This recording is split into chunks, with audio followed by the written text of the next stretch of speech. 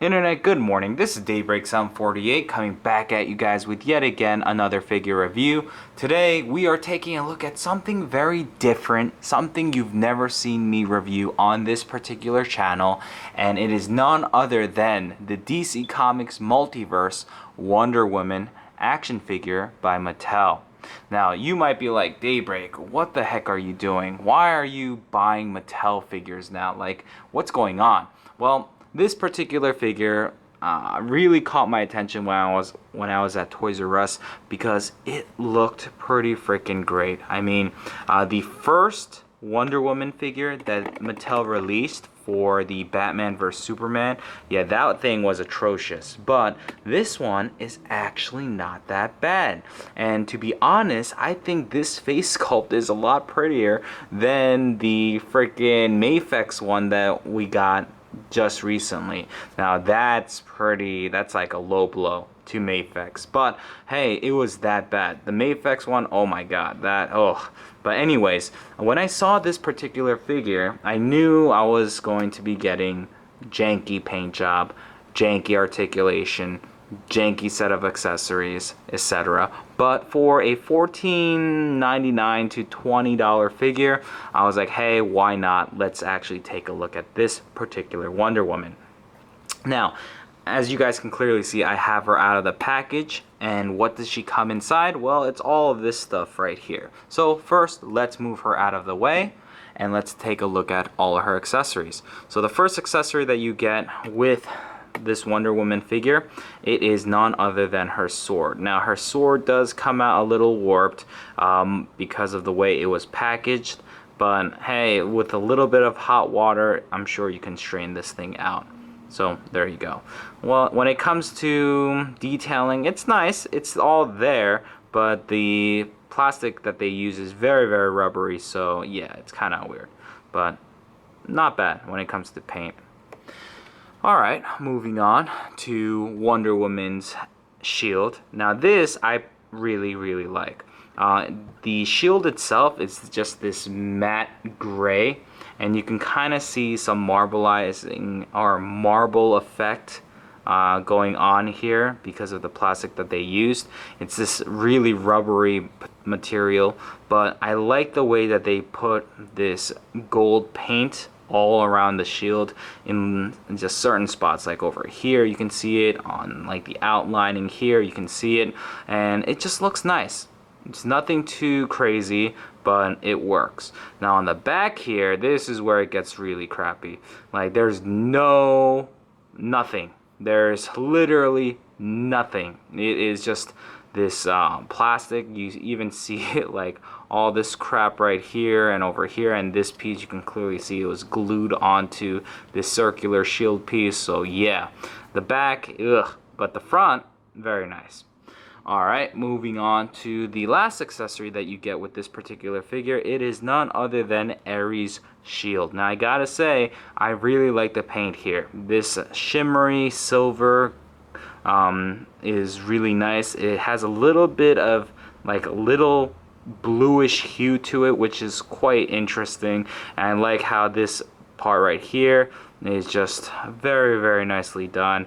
And overall, it looks pretty freaking badass. Now, once again, if I turn it over, there's literally nothing on this crap. So that's a bummer. But once again, price point wise, I can't really complain. Alright, so moving on to the actual figure. This figure, in my opinion, is pretty decent for what you pay for. So articulation, head can look left, can look right. Now something you want to keep in mind is this. When you move this, you're going to chip away. You see that? Right there? Yeah, that paint came right off because I guess when they were packaging this particular figure, the paint itself wasn't fully dried or cured, so when they put it in the packaging, the paint kind of got stuck with the hair, and as soon as you move it, bam, this is what ends up happening. So that really sucks because you kind of want your Wonder Woman figure to be in like an actiony pose, and this side right here is still soft plastic, but it's harder to get her to look this way than this way. but it sucks that there's no paint here. That really bites. But overall, not bad. Like I said, the sculpt for the face is very pretty. I wouldn't say it's completely accurate to the actress who plays Wonder Woman, but it will do for a Wonder Woman figure. The sculpting on the hair is done nicely. There is a lot of black wash all throughout the hair, so that's nice. The hair, like I mentioned, is this nice gummy material, so it's not going to hinder the articulation too much. When it comes to this chest area, it's kind of weird. Like, yeah, I know Gale isn't really, and it's not very prominent up here, but still, like, this is like completely flat. I wish they gave her a little bit of lining or something, because that just looks really off to me, but it's fine. When it comes to the actual suit design, it looks pretty spot on. We're missing a little bit of paint here and there, like the silver here, but hey, $20, like I said. I'm gonna keep referring back to that. So looking great, the line work looks great. The skirt is good, the boots came out great, and these nice shimmery silver that they used here is nice and reflective off the light, so that works. Now this piece right here is completely attached to her, and you can kind of see that on the back. It's literally glued on, which is a shame, because if you wanted to take this thing off, you still have this back piece kind of there, and it's gonna look really ugly. So unfortunately, you have to keep your Wonder Woman figure with this holster thing. Now when it comes to her lasso of truth, painted very nicely, but yeah, you can't really have her doing anything with it because it's just one solid piece.